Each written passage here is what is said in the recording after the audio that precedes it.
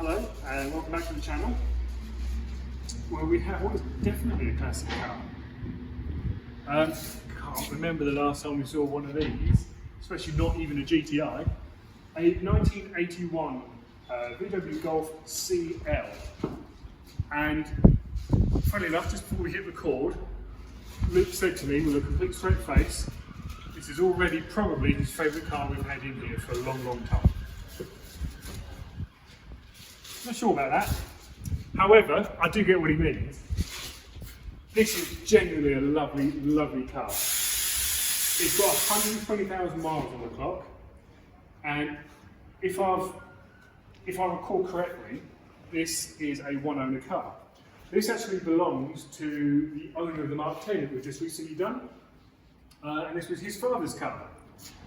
And we're done with the Mark 10, that's gone back up to Scotland, and this has been brought back down from Scotland.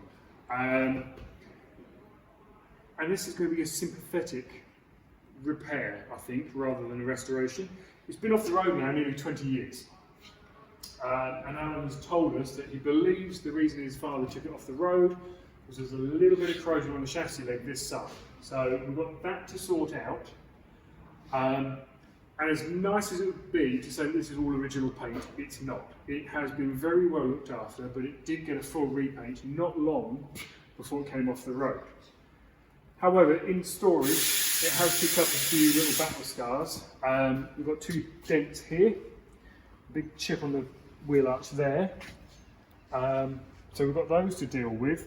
There's also, rather annoyingly, a chip on the roof around the other side. So we'll just overlay that rather than walk about. But if you stay there, Lou, you'll probably be able to see quite well. We've also got a load of micro blistering on the bonnet here. So there's quite a bit of damage on the bonnet. So what we've got to do, we'll jack it up and we'll have a good look underneath at the corrosion underneath. But what's going to dictate how far we go with this is how good a colour match we can get, because it's quite an unusual colour, really. I don't know how it translates down the screen, but it's quite a muted, metallic, I don't know what you'd call it really. It's kind of a browny red, very 80s. So what we're going to do is, as I say, we'll have a look at the corrosion at the back. We'll also go through the process. We'll get the Spectro out, and we'll go through the process of trying to get a good colour match. Once we know how good the colour match is, we can go back to Alan and advise where to sort of draw the line. But although it has been painted before, I think it'd be a real shame to repaint the whole car. I don't think that's really what this is about. It needs a bit more of a sympathetic approach, I think. So that's what we're going to do.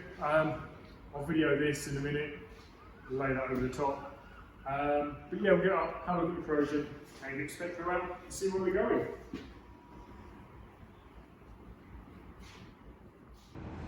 Okay, a little bit unorthodox. Normally we would be up on the ramp, but the ramps are tied up and we just want to get a preliminary look to see what's going on here. And it's just up in here, there's corrosion to the inner chassis leg, annoyingly right where the beam axle bolts in. So it's going to be a case of dropping out the beam axle, getting up on the ramp, drop the beam axle down and out, make good and repair all of that, and get that painted up. But whilst we're underneath here, it really is quite unusual that it's corroded there, because everywhere else under here is like new. It really is in great shape. So it's obviously been very, very well looked after for its 120,000 miles, and there's no reason at all it won't do many, many more. So we will feed back to the customer now with what we've found and what we recommend, and we will set about with the Spectro, getting a measurement on the paint and see how far we get to go with the paint. So get out from under here now. Right, so you would have seen probably a few weeks back now by the time this goes out. We've Spectroed the Golf. We covered that in our basically how does a Spectro video work. So we've done our scan, we've got our adjustment with a score of 8 out of 10, which is pretty good.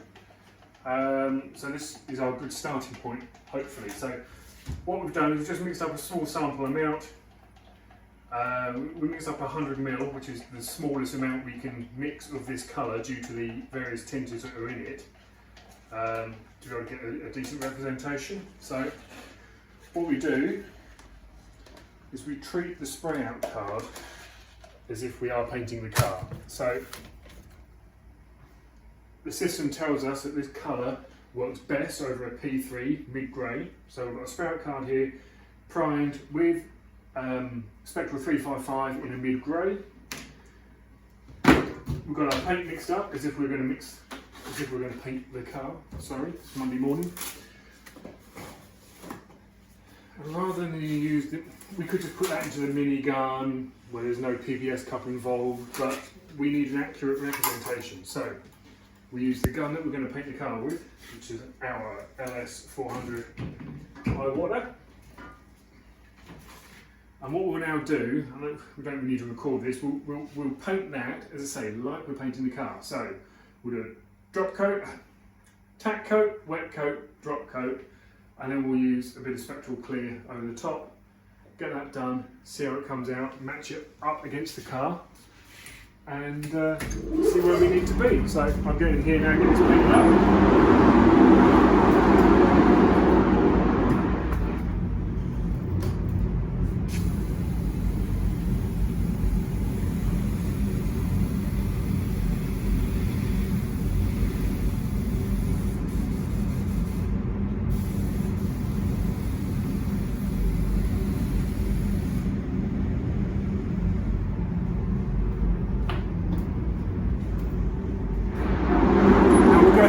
Process, as I say, as if we were painting out on a car. So we'll give that a 10-minute flash off, do the wet coat, 10-minute flash off, tap coat, bloody Monday morning, orientation coat, clear coat, and then we'll go outside and off it up in the car.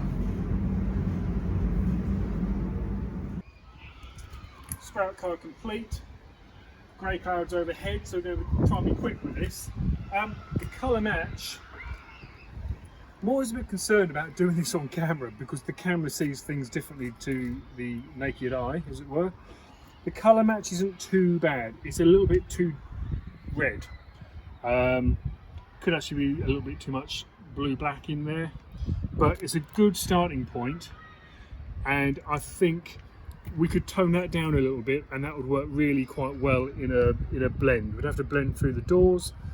But we are looking at doing both front wings, the bonnet, the roof, and as I say, if we blend through the doors, I think once we've toned a bit of that darkness out of it, we should be okay with that. However, we are going to have a conversation with the owner of the car, because we would be blending through the doors, and we have noticed, and I don't know if this will pick up, but there was a very strange square around the fuel filler cap. I've no idea if that's going to pick up on the camera, but we just cleaned the car down so we could get a good eyeball on the colour, and there was a very definite square around the fuel filler cap, and there's also 2 creases in the tailgate. So I am confident we can get this colour more than good enough to get a good colour blend and just do the front and the roof, but we will stop and have a chat with the customer and find out, do you want to continue, and we'll take care of these defects as well, which will essentially leave us with a blowover of the full car. It's by no means a bare metal, there's no major repairs to do, but there's a lot of sentimental value in this car, and they want the car right. So we'll go away now, we'll have a chat with the owner and decide where we're going to go. But initially, we're not looking too bad on the colour. We can, as I say, we can get that toned out. The other difference is we have super clear coat, which gives more vibrancy and depth to the colour. So I think, all things told, we're actually going to be okay with this once we tone it down a bit.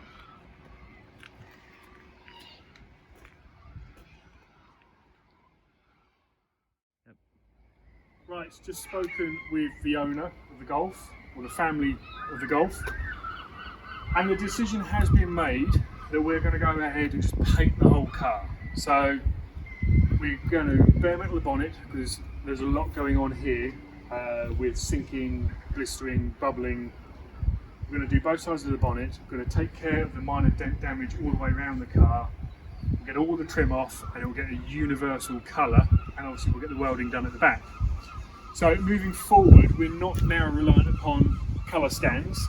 We are going to go off the factory colour tag, which is LA3Y, which isn't on our colour system. So we've just contacted Noval at the Colour Lab, and they're retrieving the data and will give us a formula, factory formula for this car. So it will go complete repaint in the factory colour. So we've decided, as ever, we're winging this. We don't think ahead, we just hit record and go. So we weren't sure where this video was going to end up. But what we're going to do is we're going to call time on this now as just an introduction into the Golf and how we assess fresh work coming in, essentially. So the work will begin on this now with, as soon as I can get the Transit back off the ramp again, we'll get the Golf on, drop the rear axle out, repair the chassis leg, and then we'll go around and take care of all the paint defects and a full repaint, which we will document in kind of a Golf Part 2, I guess, if you want to call this Golf Part 1, but we will do a full video on this car and all the repair work that we're going to do on it. So that's 10 minutes worth of nothingness, really, I think. You're welcome. We'll be back soon with more in-depth and us actually doing something, I guess, in the next video. So thanks for watching. We'll see you soon.